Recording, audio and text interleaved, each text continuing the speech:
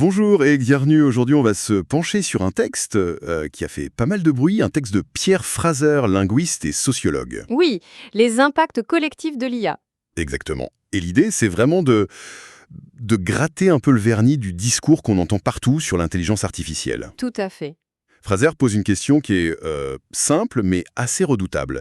Derrière ce qu'il appelle les promesses enchanteresses, qu'est-ce qui se cache vraiment ? C'est la grande question.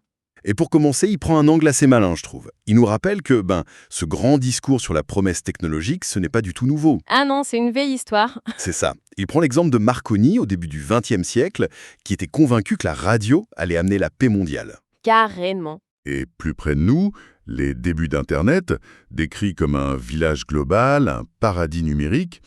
Et à chaque fois, Fraser le montre bien, derrière ces fresques un peu idylliques, Eh bien, de nouvelles logiques de pouvoir et de surveillance se sont installées. voilà, on a l'impression que l'histoire se répète un peu, non ? Elles se répètent, et c'est justement le point de départ de Fraser. Pour lui, ce qu'on entend sur la tech, ce n'est jamais une description d'être. C'est, et je trouve l'expression très forte, une mécanique rhétorique bien huilée. Une mécanique. Oui. Le but, ce n'est pas juste de vendre un produit, c'est de nous vendre un avenir qui est toujours radieux et surtout inévitable. Ah, le mot est lâché.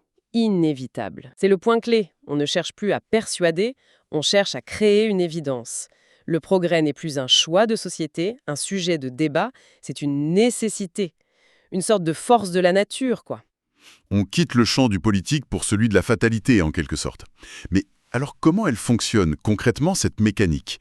Il décrit des schémas ? Absolument. Il identifie une structure narrative qui est presque toujours la même. C'est un drame en 2 actes. D'accord. Premier acte, on met en scène une crise, on la dramatise. Crise climatique, sociale, économique. Le problème est toujours présenté comme immense, urgent, quasi insurmontable. Ok, on installe un sentiment urgence, de peur même. Et le deuxième acte, j'imagine que c'est l'arrivée du sauveur. Exactement. Acte 2. L'innovation technologique débarque et elle est présentée comme la solution. Pas une des solutions possibles, la seule. Ça crée un horizon d'attente presque, messianique. C'est ça.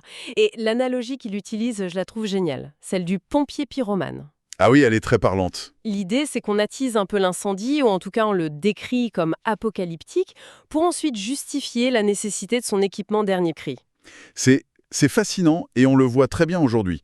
On nous dit qu'il y a menace des millions d'emplois, c'est l'incendie. Oui. Et la seule solution pour gérer ça, c'est encore plus d'IA pour former les gens à de nouveaux métiers. On est en plein dedans. C'est un exemple parfait. On résout le problème avec l'outil qu'il a en partie créé. C'est ça. Et ce qui est redoutable, c'est que cette structure, selon Fraser, elle agit comme une prophétie autoréalisatrice. Autoréalisatrice.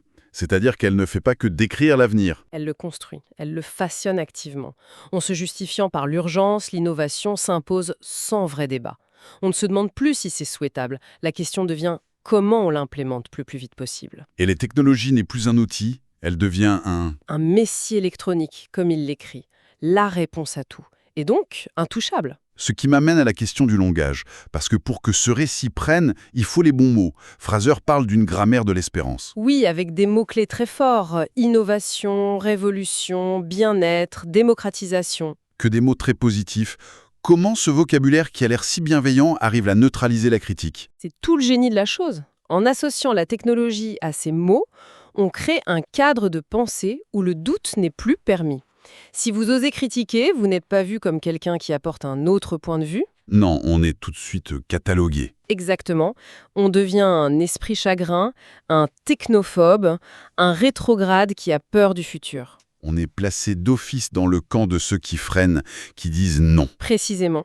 Et Fraser dit que la critique n'est même plus une contribution au débat, c'est un acte de barbarie intellectuelle. Ah oui, quand même. C'est une attaque contre le progrès.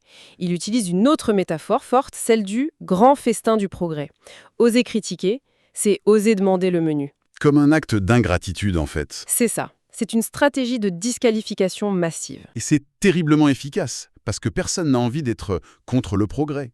On en arrive à cette idée de déterminisme technologique. Oui, le futur est déjà écrit, et notre seul rôle, c'est de s'adapter. Le discours transforme des choix politiques et économiques en une fatalité, une machine à produire du consentement. C'est comme la météo. On ne débat pas pour savoir si on est pour ou contre la pluie. On prend un parapluie, c'est exactement ça. On ne débat pas l'IA, on s'y adapte. Mais si on suit cette logique, ça pose une énorme question sur le pouvoir. Qui pilote cette machine? Qui tient le stylo? C'est le point névralgique. Les porteurs de ce discours, les grands patrons de la tech, certains politiques, ils changent de statut. Ils ne sont plus de simples acteurs économiques. Ils deviennent quoi? Des prophètes? Des prophètes, des visionnaires, oui. Leur parole technique devient une parole d'autorité qui façonne le réel. Et du coup, remettre en cause leur vision, ça devient une sorte de blasphème. Je vois. Mais on pourrait se dire que c'est le propre des grands innovateurs, non? Un Steve Jobs, par exemple, était aussi vu comme un visionnaire. Est-ce que ce que Fraser décrit est vraiment nouveau? C'est une excellente question. La différence, je pense, que Fraser mettrait en avant, c'est l'échelle. On ne nous promet plus seulement un meilleur produit, on nous promet une meilleure humanité, une solution aux problèmes de la société. Et c'est là qu'il expose la contradiction la plus flagrante de tous ces discours. Qui est? La contradiction entre la promesse et la réalité. D'un côté, le discours officiel, c'est la démocratisation, l'émancipation, la tech va nous libérer. Donner une voix à ceux qui n'en ont pas, comme on disait au début des réseaux sociaux. Ça, c'est la vitrine. C'est la vitrine. Et dans l'arrière-boutique, Qu'est-ce qu'on y trouve? l'exact opposé. Une concentration de pouvoir sans précédent, des monopoles gigantesques. Et surtout, nos comportements sont de plus en plus orchestrés par des algorithmes invisibles. Donc ce qui était vendu comme une libération, Devient un instrument de contrôle d'une efficacité redoutable. C'est ça le grand paradoxe. c'est un point absolument central. Mais en écoutant tout ça, une question me vient, pour être sûr de bien comprendre l'auteur. Est-ce que son texte est un pamphlet anti-technologie? Est-ce qu'il nous dit qu'il faut tout arrêter? Non, et c'est vraiment important de le préciser.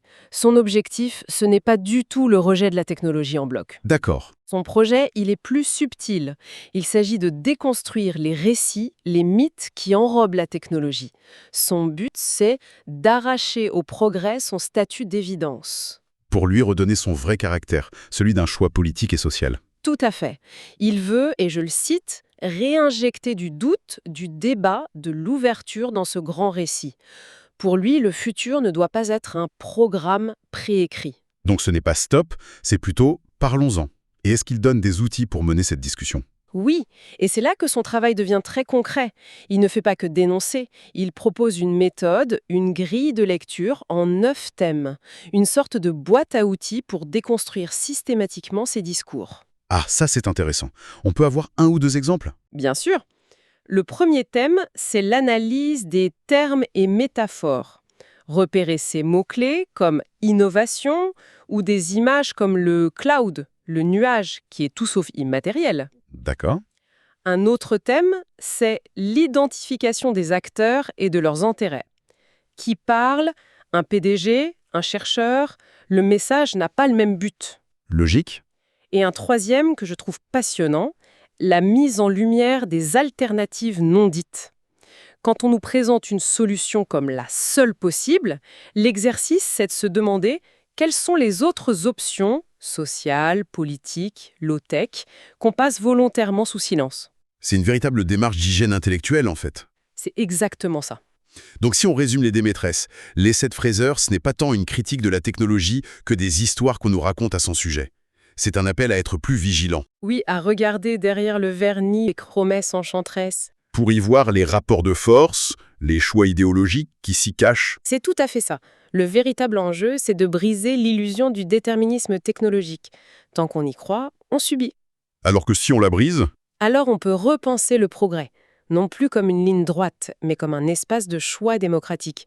Un espace où la technologie redevient ce qu'elle aurait toujours dû être, un objet de débat public. comme l'éducation ou la santé. Pas un dogme. Exactement. Et ça nous laisse, pour finir, avec une question qui prolonge sa démarche, une question qu'on peut tous se poser. Je vous écoute. On peut se demander quelles sont les promesses qu'on nous répète sans cesse jusqu'à l'évidence, et surtout, en miroir, quelles sont les questions qui, elles, ne sont jamais posées.